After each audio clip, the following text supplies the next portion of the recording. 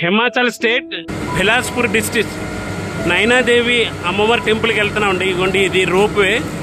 ఈ రోప్వే ద్వారా వెళ్ళాలి. ఒక్కొక్కటి టికెట్ కాస్ట్ 185 రూపీస్ అండి, అప్ అండ్ డౌన్.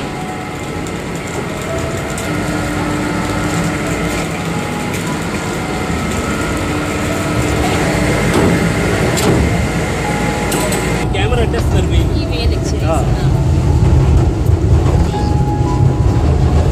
ఇప్పుడు నైనాదేవి అమ్మవారి దగ్గరికి వెళ్తున్నాము. మనం ఇప్పుడు హిమాచల్ ప్రదేశ్లో ఉన్నాం. Bilaspur district, Himachal state. అమ్మవారి శక్తిపీఠం అది. కన్ను ఎడమ కన్ను పడిన ప్రదేశం అది, అమ్మవారి శక్తిపీఠం. సుమారు ఇప్పుడు సముద్ర మట్టానికి 4000 అడుగుల హైట్లో ఉన్నాం మనం. ఇప్పుడు వెళ్ళిపోతున్నాం ropeway. Up and down per head 185 rupees ticket తీసుకున్నారు.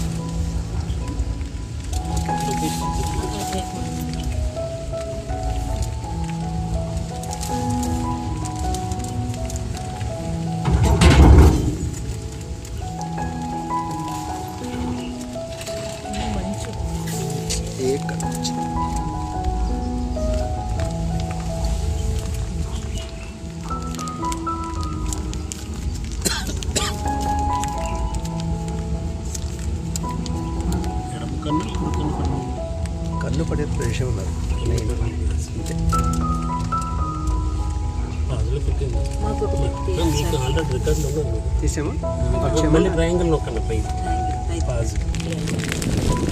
ఇక మాతో పాటు మన ఆంధ్ర పీపుల్ వీళ్ళు కూడా నంద్యాల, అక్కడి నుంచి మాతో పాటు జర్నీ చేస్తున్నారు అమర్నాథ్ ట్రిప్లో. చూసారు మొత్తం అట్మాస్ఫియర్ అంతా రెయినీగా ఉంది. మామూలుగా అయితేనే ఇక్కడ హిమాచల్ ప్రదేశ్ ఎప్పుడు కూడా ఫుల్ వాటర్ రెయినీతో కూల్గా ఉంటుంది. అలాంటిది ఇప్పుడు రెయినీ సీజన్, మంచుతో పూర్తిగా కప్పబడి ఉంది. సో కొండమై చేరుకున్నామండి.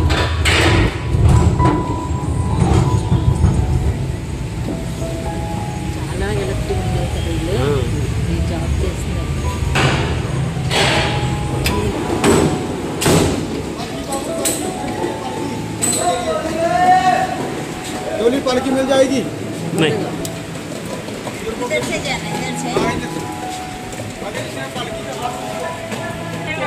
ఇప్పుడే రోప్వే దిగామండి. ఇక్కడి నుంచి మళ్ళీ ఒక 100 మెట్లు ఉంటాయి నైనాదేవి అమ్మవారి టెంపుల్కి వెళ్ళడానికి. ఎక్కలేని వాళ్ళకి డోలీ, పల్లకి లాంటిది ఒక డోలీ కూడా ఉంటుంది. ఎవరైనా మెట్లు ఎక్కాలంటే ఎక్కొచ్చు, లేదంటే నడుచుకుంటూనే వెళ్ళొచ్చు, లేదంటే పల్లకి ద్వారానే వెళ్ళొచ్చు.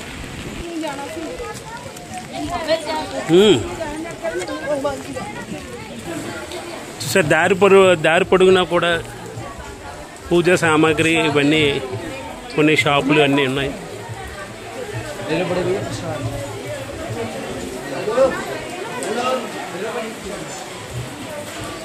మన నైనాదేవి అమ్మవారి టెంపుల్కి వెళ్తున్నాం.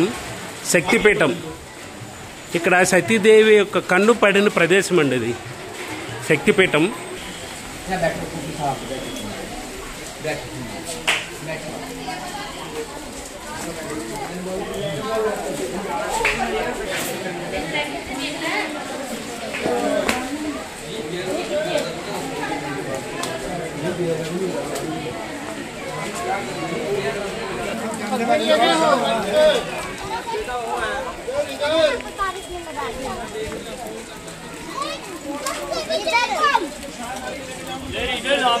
मंत्री वाले ने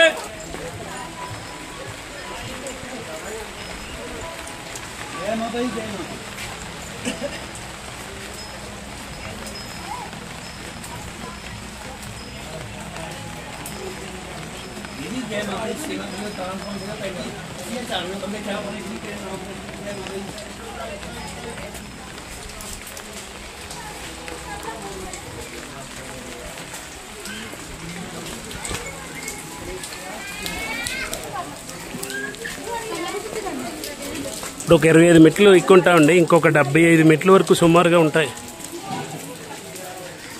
కొండ పైన ఉన్నారు అమ్మవారు.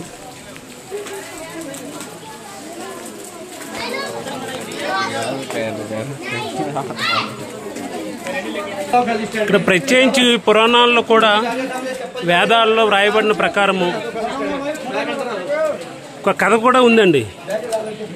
ఇక్కడ ముస్లిం గర్జార్ అనే వ్యక్తి రోజు తన ఆవు పాలు పొదుగు నుంచి పాలు పోతానని గ్రహించాడు. పాలు ఎందుకు తక్కువ వస్తుందని రాత్రి గమనిస్తే ఆవు ఒక రాయికి పాలు ఇవ్వడం చూశాడంట. ఒకసారి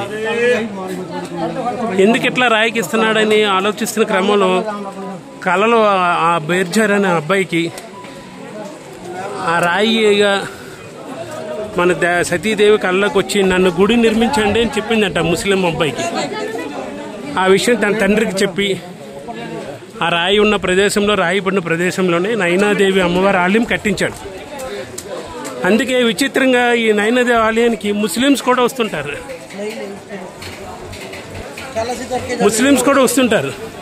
ఈ నైనాదేవి ఆలయానికి హిందువులతో పాటు ముస్లిమ్స్ కూడా రావడం ప్రత్యేకత.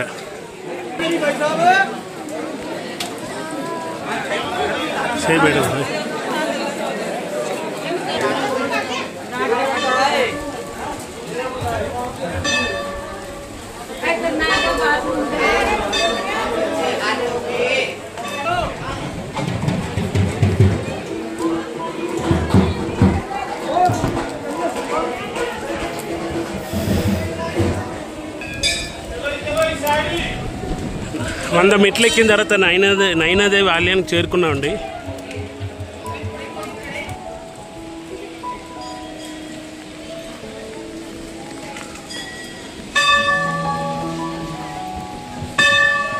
చూసారా చుట్టూ మంచు ఎలా ఉందో.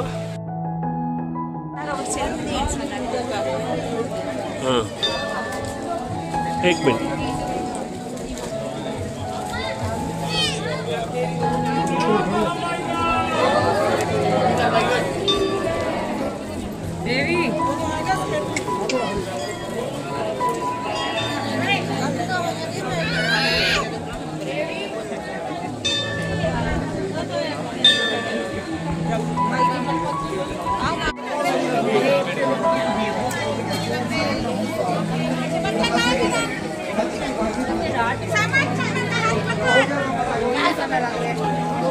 चलो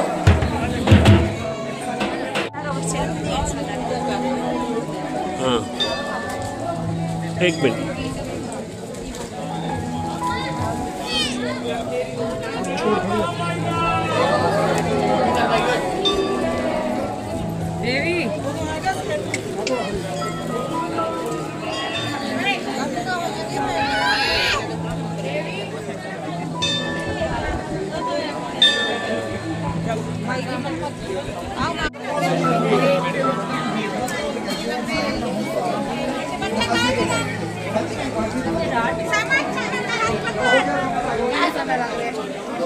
चलो